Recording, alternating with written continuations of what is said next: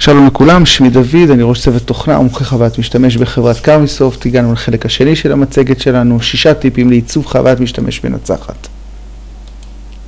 טיפ מספר 4 אומר, הכרה במקום זיכרון.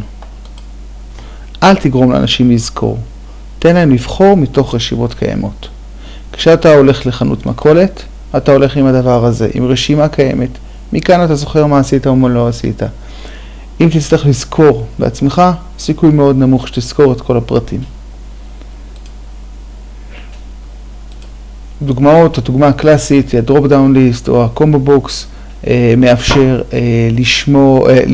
לראות את הרשימה הסגורה שיש לך, לגלול בתוכה ולראות מראש, קלאסי וטוב, משתמשים בו המון, והוא קל יחסית לתפעול, ממשק מצוין. ממשק שהוא במקומות קצת בעייתיים, כשרשימה היא אלפי או עשרות אלפי פריטים, אי אפשר להציג את כולם, משתמשים באוטו קומפליט. גוגל הוא משתמש באופן כמעט קבוע, גם בחיפוש שלו וגם במקומות אחרים. פה זה דוגמה של מפה, אתה מתחיל להאזין, הוא נותן לך השלמה, עדיין זה בעצם השלמה מתוך רשימה, וזה לא היזכרות או הכרה חופשית. ממשק טוב ומצוין. הנה דוגמה מאפליקציה אחרת, בסמארטפון, שהיא אפליקציה פחות טובה בעניין הזה. אתם רואים שבצד ימין כל החברות זה בסדר גמור, זה רשימה סגורה, זה דרופ דאון ליסט, זה מצוין.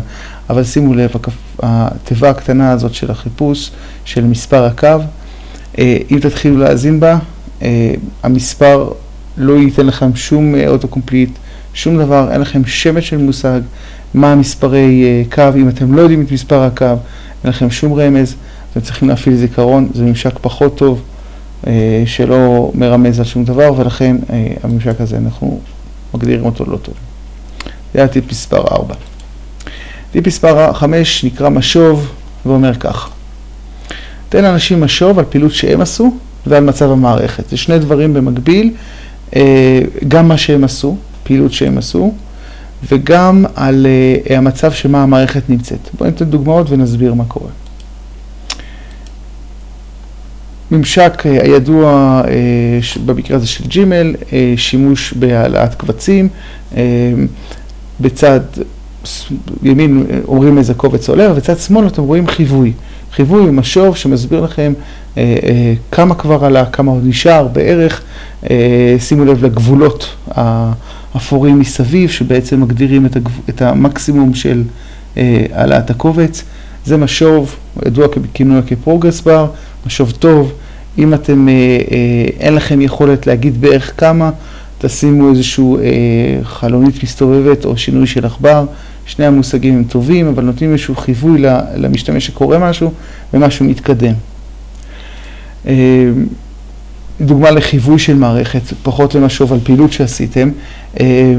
כמה קליטה יש לי פה? מיד אני רואה שיש לי פה 5 מתוך 5 כנראה, ואני אומר שזה ממשק טוב כי יש פה חיווי על המערכת. כמה בטריה יש לי או כמה סוללה שלי? אני מיד רואה בצד ימין, מתוך זה כמעט חצי, אני משער די בבהירות. הנה משוב בעצם של מצב המערכת. שימו לב, לפני כן בצד שמאל הדוגמה היא משוב על פעילות שנעשתה, ובצד ימין הדוגמה היא בחלק העליון שלה על מצב המערכת. עוד חיווי על מצב המערכת הוא החיווי בצד ימין למטה, אם אתם רואים, בתוך בר הניווט. אני יודע שאני נמצא במור, כי מור הוא מסומן בצורה אחרת מאחרים. ממשק טוב, 3 חיוויים של מערכת בצורה טובה. אמנם שני העליונים הם של אייפון עצמו, ואילו התחתון הוא של האפליקציה, אבל מבחינת המשתמש זה אותו דבר, יש לו חיוויים, משוב, וזה ממשקים טובים. אין דוגמה לממשק הרבה פחות טוב, תהליך יצירה של חבילות עבודה.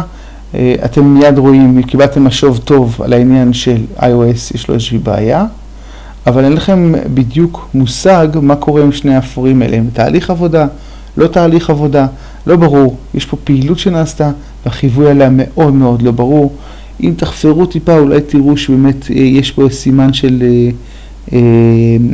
חלון עם שעון, אבל זה לא ממש מספיק ברור, ולכן הממשק הזה הוא לא טוב. ואנחנו אומרים שאין פה חיווי טוב, אין פה משוב טוב על פעילות שנעשתה. זה הטיפ מספר 5. טיפ מספר 6, סיוע ותחושת שליטה. הוא אומר ככה, סייעו לאנשים בקבלת החלטות, אך תנו להם תחושת שליטה על התהליך.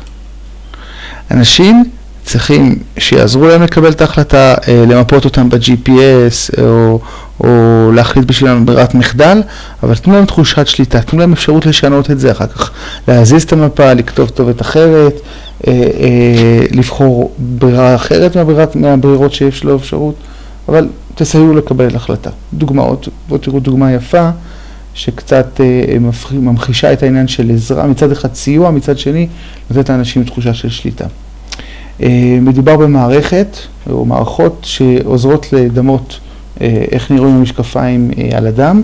במקרה הזה אני בדקתי משקפי שמש על אובמה, העליתי תמונה שלו, המערכת ניתחה את מיקום העיניים, מצאה אותם ומיקמה, עזרה לי למקם משקפיים. אבל בשנייה שגמרתי למקם את המשקפיים, אין אפשרות להזיז. בעיה. מצד אחד ציינו לבן אדם למצוא את המיקום של העיניים, מצד שני יש לנו בעיה כי תחושת השליטה והאפשרות לשנות את המיקום של המשקפיים שלנו הוא פוגם בתחושת השליטה שלנו. דוגמה למערכת מאוד דומה שעושה את התהליך הזה של ניתוח וסיוע בעצם מציאת העיניים, אבל שימו לב, בסוף התהליך יש לך אפשרות להזיז או באמצעות המקשים בצד ימין למטה, בצד ימין למטה או שמאל למטה, או באמצעות הזזה פיזית של המשקפיים, ואנשים היום אוהבים לראות איך הם נראים עם המשקפיים שלהם בחלק העליון של המצח, ובחלק התחתון של המצח, ובקצה האף, ולפעמים גם בצוואר ובמקומות שונים. אז שימו לב פה, נעשה עבודה טובה, יש פה תהליך של סיוע מצד אחד והבאה לברירת מחדל, ששמו אותך במרכז, ומצד שני, יש פה תחושה של שליטה, אפשרות להשתמש להמשיך לשנות את הדברים. אז על הממשק הזה אנחנו אומרים שהוא בעיקרון טוב, אבל בנקודה הזאת הוא פחות טוב, ולממשק הזה בנקודה הזאת הוא הרבה יותר טוב. סיכום ביניים של שלושת הטיפים האחרונים.